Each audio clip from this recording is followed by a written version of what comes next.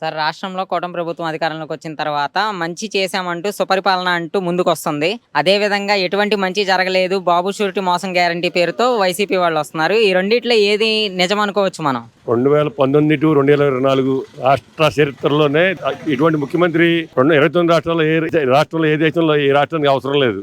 ఎందుకంటే పరిపాలన అంటే అలా చేయకూడదో అలా చేసి చూపించిన దరిద్రమైన ముఖ్యమంత్రి జగన్మోహన్ రెడ్డి. ఎందుకంటే ఇక ఏ రోజున గవర్నమెంట్ ఎంప్లాయీస్ కానీ కనీసం గవర్నమెంట్ ఎంప్లాయీస్ కష్టపడి గెలిపించారు. 2019లో ఏదో ఆయన వస్తే ఏదో ఇచ్చేస్తాను గవర్నమెంట్ ఎంప్లాయీస్ ఇచ్చి ఒక గవర్నమెంట్ ఎంప్లాయీస్ టయానికి జీతాలు వస్తే చాలరా బాబు అనే స్థాయికి తీసుకొచ్చి వాళ్ళని కాళ్ళబేరాన్ని తీసుకొచ్చిన ఏకైక ముఖ్యమంత్రి జగన్మోహన్ రెడ్డి. అంటే ఉద్యోగులను సైతం ఇప్పటికీ కూడా ఎటువంటి డిఏలు కానీ ఇలాంటి ఏం పెంచకుండా కూటమి ప్రభుత్వం సంవత్సరం అవుతున్నా కూడా నోరు మెదపట్లేదు అంటున్నారు. ఎన్నో అసలు ప్రజాస్వామ్యం అనేది 2019-24లో జనాలు మర్చిపోయారు. ప్రజాస్వామ్యం అనేది అసలు రాష్ట్రంలో ధరలో లేకుండా చేసిన ముఖ్యమంత్రి జగన్మోహన్ రెడ్డి. అటువంటి పరిపాలనలో ఎన్నో కష్టాలు రాష్ట్రం నుంచి అలా చంద్రబాబు నాయుడికి ఎప్పుడు చూసినా కష్టాలే బిగునవుతున్నాయి. 2014 టు 2019 రాష్ట్రం అన్యాయంగా ఎడదీసినప్పుడు వాళ్ళ రాష్ట్రంలో ఆర్థిక పరిస్థితి బాగోలా. కానీ కష్టపడి అందరిని మెప్పించి రాజధాని ఒకసారి సెలెక్ట్ చేసుకొని ఆయన అడుగులు బియ్యం చేసి ప్రారంభించాడు.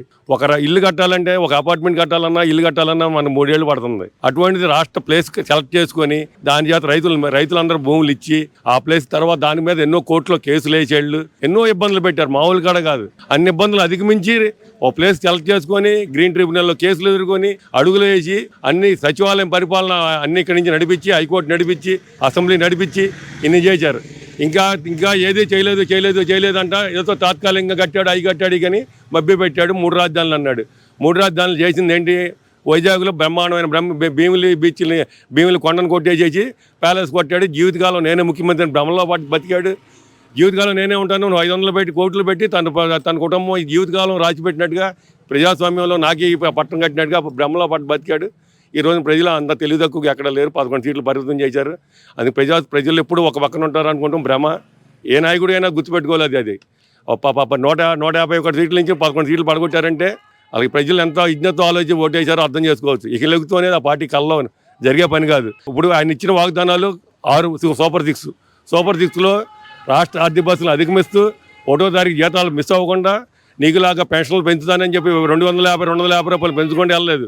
4,000 రూపాయలు ఒకేసారి వన్ టైం మళ్ళీ పాత ఏరియాస్ 3 నెలల్లో కలిపి ఇచ్చాడు ఆయన. ఇక అన్నీ ఇచ్చి ఎట్ టైం అమలు చేస్తున్నాడు. ప్లస్ అన్నీ ఇచ్చిన వాగ్దానాలన్నీ 1 ఇయర్ లోపు నెరవేర్చుకున్నాక ఇక తనకు అడుగులు వేసుకుంటూ వెళ్తూ ఒక పక్క అభివృద్ధి పనులు చేయించుకుంటూ ముందుకు వెళ్తున్నాడు. సింగపూర్ గవర్నమెంట్ నిన్న చంద్రబాబు నాయుడు గారు లోకేష్ గారు సింగపూర్ వెళ్ళారు. అక్కడ కూడా లెటర్లు వస్తాం మీరు సింగపూర్తో ఒప్పందం చేసుకుంటే రేపు పొద్దున వచ్చేది మా గవర్నమెంటే, మరి రేపు పొద్దున మిమ్మల్ని ఇబ్బందులు పెడతాం. ఇదే ఆ వర్షం. ఏ రోజు ఎంతవరకు దేశ చరిత్రలో ఏ రాష్ట్రానికి ఇటువంటి దరిద్రమైన పార్టీ రాకూడదు. ఆ పార్టీని 6 అడుగులు కాదు జీవితకాలంలో దాన్ని భవిష్యత్తే ఈ రాష్ట్రం బాగుపడుతుంది, దేశం బాగుపడుతుంది. అటువంటి ముఖ్యమంత్రి ఏ రాష్ట్రానికి అవసరంలా. అంటే రాజధాని అమరావతిని మరో సింగపూరు హైదరాబాద్ చేస్తానని చంద్రబాబు అంటుంటే అసలు అమరావతి అనేది ఒక శ్మశానం, అది రాజధానికి అనువైన ప్రాంతం కాదు అని చెప్పి వైసీపీ వాళ్ళు అయితే అంటున్నారు. చంద్రబాబు నాయుడుకి ఒక డ్రీమ్ ఉంది. 96లో చంద్రబాబు నాయుడు హైటెక్ సిటీ కట్టిన టైంలో ఉన్న రోడ్డు, ఆ రోడ్లో రాజశేఖర రెడ్డి ఇప్పుడు స్టేట్మెంట్ నా దగ్గర ఇప్పటికీ ఉంది. అక్కడ గేదెల బర్రెలు కాసుకునే దాంట్లో ఎవరు వెళ్తారు చంద్రబాబు అని అసెంబ్లీలో మాటలు ఉన్నాయి. ఈ రోజున గచ్చిబౌలిలో రాళ్ళు రప్పలు అన్నారు. ఈ రోజున హైదరాబాద్ తలమానికంగా తయారైందంటే Chandrababu Naidu vision. Shamshabad outer ring road కానీ business city, Karnataka almost Bengaluru వెళ్ళిపోయిన బిజినెస్ సిటీ, బిజినెస్ స్కూల్ని, ఐబీఎస్ స్కూల్ని చంద్రబాబు నాయుడు హైదరాబాద్ తీసుకొచ్చాడు. ఆయన విజనరీ ముందు ఎవరో ప్రపంచంలో దేశాలే సలాం కొట్టేసి తడుతుంది. ఆయన అమరావతి కూడా ఒక డ్రీమ్. అది రాత్రికి అయిపోతే అద్భుతాలు దొరుకుతాయి నేను అనుకుంటాం భ్రమ. ఆయన ఒక ప్లాన్ వేస్తారు. ఆ ప్లాన్ని నెక్స్ట్ పాలకులు కూడా అమలు చేయాలి. ఇప్పుడు సపోజ్ చంద్రబాబు నాయుడు హైదరాబాద్ కళ్ళకన్నప్పుడు ఎంతో కూడా రాజశేఖర రెడ్డి గారు దాన్ని సహకరించాడు కాబట్టి కొంతవరకు డెవలప్ ముందుకెళ్ళింది. తర్వాత వచ్చిన పాలకులు కిరణ్ కుమార్ రెడ్డి, రోసియా, తర్వాత కేసీఆర్ గారు అభివృద్ధి చేయబట్టి అది ముందుకెళ్ళి. అలాగే చంద్రబాబు అదే పరిస్థితి అమరావతి అదే కంటిన్యూ చేసి అదే జగన్మోహన్ రెడ్డి కంటిన్యూ చేసినట్టయితే ఇప్పుడు అమరావతి అనేది ఎక్కడికో వెళ్ళి ఉండేది. కానీ ఇతనికి అసలు ఏ విధంగానూ విజనరీ కాదు, డిస్ట్రాయ్ క్యాండిడేట్. ఇతను స్వాతంత్ర భారత చరిత్రలో ఇటువంటి ముఖ్యమంత్రి ఏ రాష్ట్రానికి కాదు ఎక్కడ ఉండకూడదు. ఎంత క్రిమినల్ మెంటాలిటీ, సైకోమనస్తత్వం. ఇంకా ప్రజలు ఎన్నుకుంటుంది 5 సంవత్సరాలకి ఎన్నుకుంది ఇచ్చింది. ఇంకా 3 సంవత్సరాలు నేను అధికారం వస్తాను. 3 సంవత్సరాలు అధికారం ప్రజలు ఎన్నుకుంది 5 సంవత్సరాలుగా 4 సంవత్సరాలుగా. అలాగే తన ఇష్టం వచ్చిన స్టేట్మెంట్లు, పిచ్చి వాగుళ్ళు. చంద్రబాబు నాయుడిని పెద్దిరాజు రాజేంద్ర రెడ్డి కొట్టాడంట. పెద్దిరాజు రాజేంద్ర రెడ్డి ఆ స్టేట్మెంట్ ఇప్పించమనండి ఆ పెద్ద మనిషిని. వాడు అతను అన్నగాడదు కానీ ముఖ్యమంత్రి చేస్తాం రాష్ట్ర ప్రజల దౌర్భాగ్యం. ఏదో రాజశేఖర రెడ్డి మీద కొంచెం సింపతి ఉండి అతను 5 ఏళ్ళు సింపతి, ఇక అతని చరిత్ర క్లోజ్. అతను సైకోమర్తం తెచ్చిన జనాలు ఓట్లు అతను పక్కన పెట్టండి, అతని పక్కన వైసీపీ లీడర్లు కూడా అతని పక్కన నిలబడతాకి సిద్ధంగా లేరు. అతని మనస్తత్వానికి ఉండాలి ఎవరంటే పనికిరాని పేరునని ఇట్లాంటి ఆ సైకో మనస్తత్వానికి తగ్గ క్యారెక్టర్లో 10 ఏదో మిగులుతాయి ఆ రోజా. ఇటువంటి వాళ్ళు తప్ప అతని దగ్గర నిజంగా ప్రజలకు సేవ చేద్దాం అనే వైసీపీ మనసు ఎవరు ఉంటాకి సిద్ధంగా లేరు. జగన్కి ఏదో పెకటగల్లగన్నాడు, 3 ఏళ్ళలో నేను వస్తాను, 4 ఏళ్ళ పెకటగల్లగానే మిగులుతాయి. అది సూపర్ 6 అమలు దిశగా సక్సెస్ఫుల్గా ప్రయాణం చేస్తూ కూటమి పరిపాలన ముందుకెళ్తుంది. అలాగే రోడ్లు మీరు న్యూయార్క్ ఏపీ మొత్తంలో ఎక్కడైనా చూడండి, ఏదో ఒక రోడ్డు జరుగుతూనే ఉంది వర్క్ కన్సెషన్. ఏదో ఒకటి జరుగుతుంది. డబ్బులు ఉండా లేకపోయినా తిప్పలు పడతా, కింద మీద పడతా. ఇప్పుడు ఆ సాపికి ఏం లేదు పరిపాలన, డబ్బులు లేవు, ఆర్థిక బాధలు. ఓ పక్క చూసుకుంటా, ఓ పక్క అనే అనుభవాన్ని రంగరించి ఈ పరిపాలన ముందుకు సాగుతుంది. చంద్రబాబు నాయుడు లాంటి ముఖ్యమంత్రి మనం ఇంకో సంవత్సరం, ఇంకో 5 సంవత్సరాలు కాపాడుకోగలిగితే ఈ రాష్ట్రం వచ్చే పిల్లల భవిష్యత్తుకి బంగారు బాటగా అవతరించబోతుంది. అది ఏమాత్రమైనా జనాలు అంత తెలివిగా తక్కువగా లేరు. ఎందుకంటే ఒక్కసారి 151 సీట్లు ఇచ్చి కళ్ళు నెత్తికొచ్చి నేనేం చేసినా తెలియదని బ్రహ్మలో బతికిన మనిషిని తీసుకొచ్చి పాతాలని పడేశారు. ఇక రేపొద్దున పులివెందుల్లో కూడా ఓడిపోతే సిద్ధంగా ఉంది. రేపు ఎంపీటీసీ జడ్పీటీసీ ఎలక్షన్ జరగబోతుంది. ఆ ఎలక్షన్ కూడా సాక్ష్యం చూపించబోతున్నారు, గ్యారెంటీగా చూస్తారు కూడా. అంటే విజన్ 2020 అన్నారు చంద్రబాబు గారు, చూసాము. ఇప్పుడు విజన్ 2047 అంటున్నారు. అయితే ఒక వయసుడిగిన ముసలోడు అనే ఒక పదం అయితే వాడారు. అది ఎంతవరకు కరెక్ట్ అంటారు? అంటే కేంద్రంలో మోడీకి ఇలాగే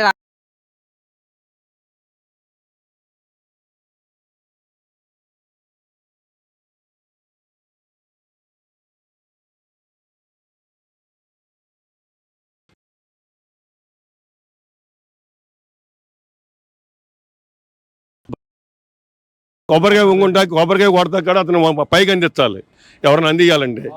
చంద్రబాబు నాయుడు విజనరీ ముందు ఆయన వయసు ఒక లెక్క కాదు వాళ్ళకి. విజనరీ ఆయన ఆలోచనలు 40 ఏళ్ళు ముందుకు ఆలోచిస్తాయి. ఇతని ఆలోచనలు ఎప్పుడు చూసినా ఎవరిని ఇబ్బంది పెడదామా, ఎవరి మీద కేసులు పెడదామా, ఈ తప్ప అతని ఆలోచనలు ఏమీ లేవు. ప్లస్ అన్నిటికన్నా ఏం చేసుకుంటాడండి, డబ్బులు కొన్ని లక్షల కోట్లు ఉన్నాయి ఇప్పటికి. ఆ పిచ్చి మందు పోసి జనాల ప్రాణాలు ఈ రోజుకి చచ్చిపోయిన వాళ్ళకి పక్కన పెట్టండి, ఈ రోజుకి కిడ్నీ లివర్లతో ఇబ్బంది పడుతున్న జనాలు ఆంధ్రప్రదేశ్ మొత్తం మీద కిడ్నీ డాక్టర్ల దగ్గరికి, లివర్ డాక్టర్కి వెళ్ళి చూస్తే కొన్ని లక్షల మంది ఉన్నారు. వాళ్ళు ఉసురు తగలదా, వాళ్ళకి బలహీనత. కష్టపడతాం, ఒక 500 సంపాదించుకుంటాం, 200 రూపాయలు ముందు అవుతాం, బలహీనత. నేను ముందే చేస్తాను, కంప్లీట్గా చేస్తాను, ఎక్కువ రేట్లు పెంచి ఎవరు తాగరని చెప్పి తన సొంత డిస్టిలరీలు పెట్టి మంచి ముందు అందుబాటులో లేకుండా పిచ్చి సరుకు పెట్టి వాళ్ళ మానవ బలహీనతల మీద ఇతను చేస్తున్న శ్మశాన రాజుకి ఇతనికన్నా శ్మశానాలు ఉన్నాయా? ఎన్ని హాస్పిటల్లో కిడ్నీలు లివర్లు పోయి ఉబ్బి నానా బాధలు పడుతున్నారు ప్రజలు. కావాలంటే మీరు అన్ని హాస్పిటల్లో ఎంక్వైరీ చేసుకోవచ్చు. అంటే 2014-19 అలాగే మళ్ళీ కూటమి ప్రభుత్వం వచ్చిన సంవత్సరం కాలంలోనే మద్యం ఏర్లై పారుతుంది. కూటమి ప్రభుత్వంలో 40,000కు పైగా బెల్ట్ షాపులు అయితే నిర్వహించారంటున్నారు. అది మొన్నటి రాకైనా తెలుగుదేశం పార్టీ లీడర్లకు వచ్చిందన్నారు. నాకు తెలిసి తెలుగుదేశం పార్టీ లీడర్లు అందరూ డ్రాలో కట్టారు డబ్బులు. ఒక్కోడు దగ్గరగా 50 షాపులు కట్టి నష్టపోయి ₹1 కోటి నష్టపోయిన వాళ్ళు నాకు చాలామంది ఉన్నారు పాపం. వాళ్ళ చిన్న కార్యకర్తలు ఉన్నారు. అది ఎవరికి సిండికేట్ ఇస్తాం కానీ, ఎవరికైనా ఎనామీకి ఇస్తాం కానీ, ఎవరైనా చూసి చూడనట్టు పోని మనల్ని బిందా చెబుతాం కానీ తెలుగుదేశం పార్టీ గవర్నమెంట్లో ఎప్పుడు జరగబోదు. Chandrababu Naidu law and order అంటే చంద్రబాబు అంటే ఆయన ఎప్పుడు కూడా ఇప్పుడు లా అండ్ ఆర్డర్ని పోలీసులను వచ్చేయండి మా కార్యకర్తలను ఏ రోజు చెప్పలేదు ఆయన. ఎందుకంటే రాష్ట్రంలో పెట్టుబడులు రావాలన్నా ఏది రావాలన్నా నాకు సవ్యంగా లా అండ్ ఆర్డర్ ఉన్నప్పుడే ఇలాంటివి మంచిగా ఉంటుందని చెప్పి ఆయన ఏ రోజు ఇట్లాంటి ప్రోత్సహిస్తున్నారు రాష్ట్రంలో. అందుకు గంజాయి మీరు ఇప్పుడు సంవత్సరం క్రితం ఉన్న గంజాయి ఎంతవరకు అరికట్టగలిగిందో ఒకసారి ఆలోచించండి. ఎక్కడ చూసినా తూలుతూ ఉండే యువతరం ఎంతోమంది ఉండేవాళ్ళు ఎవరికి. దాంట్లో 80 మొత్తం కంట్రోల్ అయిందని చెప్పను, 80% కంట్రోల్ అయింది. అది మాత్రం గంటాపదం చెప్పగలం. అయితే నవ్యాంధ్రప్రదేశ్ని సుసంపన్న రాష్ట్రంగా మారుస్తానన్న చంద్రబాబు, అలాగే సంక్షేమ పథకాలు అందిస్తానంటున్న జగన్, వీళ్ళిద్దరిలో మనం ఎవరిని ముఖ్యమంత్రిగా చూడొచ్చు అంటారు? జగన్ అనవసరం సార్, మనం మాట్లాడుకుంటాం అతని గురించి. మనం మాట్లాడుకుంటాం అంటే టైం వేస్ట్. మనం కాదు, వైసీపీ కార్యకర్తలు చాలామంది అతన్ని అసహించుకుంటున్నారు. ప్రభుత్వం వచ్చింది ఓ 4 రోజుల్లోనే బింజేసాడు. ఈ రోజు వరకు అతను ఎందుకు ఓడిపోయాము, అలా మనలో తప్పులేంటి? నియోజక స్థాయిలో ఇంతవరకు 14 నెలలు 15 నెలలు అయిపోతే ఇతను ఈ రోజు వరకు కూడా అలా మనం ఎందుకు ఓడిపోయాం? ఒక నియోజకవర్గ సమస్య పెట్టుకున్నాడా? ఎంతవరకు మనం వచ్చేస్తున్నాం, మనం బట్టను నొక్కాం, జనాలు ఎందుకు అయిపోయింది? ఇట్లా కల్లుబుల్లి మాటలతోనూ టైంపాస్ మాటలతో తప్ప అలా మనం ఎందుకు ఓడిపోయాం? పార్టీ క్యాడర్ చంద్రబాబు నాయుడు గారు ఓడిపోయారు. ఎమ్మడే ప్రెస్ మీట్ కొంత తెచ్చాడు, ప్రజా తీర్పును స్వీకరిస్తున్నాం, మాలో తప్పులేంటో మేము అన్ని పనులు చేస్తా ట్రై చేసాం, కానీ మాకు ప్రజలు ఏదో కోరుకున్నారు, దాన్ని సమీక్షిస్తాం అని చెప్పి మాట. అది నాయకుల లక్షణం. రాష్ట్రంలో అక్క చెల్లెములందరూ పాలు ఇచ్చే ఆవును కాదని తన్నే గీతం తెచ్చుకున్నాం అని చెప్పి బాధపడుతున్నారు, సంవత్సర కాలంగా అంటున్నారు. అది తనకి త్వరలోనే అన్నీ తెలుస్తాయి. ఎందుకంటే పార్టీకి భూస్థాపితం రోజులు ఎంతో రోజులు కాలం. ఎటువంటి హిట్లర్ అంటారే, హిట్లర్లో ఈ ఒక హిట్లర్ అయిపోయింది, చరిత్ర అయిపోయింది. ఎందుకంటే అవన్నీ నమ్మే రోజులు పోయినాయి. ప్రజలు ఇక సమాధానం చెప్పేది ఇక నమ్మి కలిబొల్లి మాటలతో ఆ అవకి ఇచ్చాను ఈ అవకి ఇచ్చాను అని నేను నమ్మే రోజులు పోయినాయి. మొన్నటిదాకా ఇవ్వలేదు నీకు డబ్బులు అందరు డబ్బులు ఇచ్చారు. తల్లి వందనం అందరికి ఇచ్చారు. ఏదో టెక్నికల్గా కొన్ని ప్రాబ్లమ్స్ ఉన్నా మళ్ళీ ఆయన పెట్టుకోమన్నారు. అంతేగాని నీకులాగా అందరికి ఇస్తాను, ఎంతమంది ఉంటే అంత ఇస్తాను అని చెప్పి ఒక ఫిల్టర్కి ఇచ్చి దాన్ని సరిపెట్టేసి అట్లా చేయలేదు.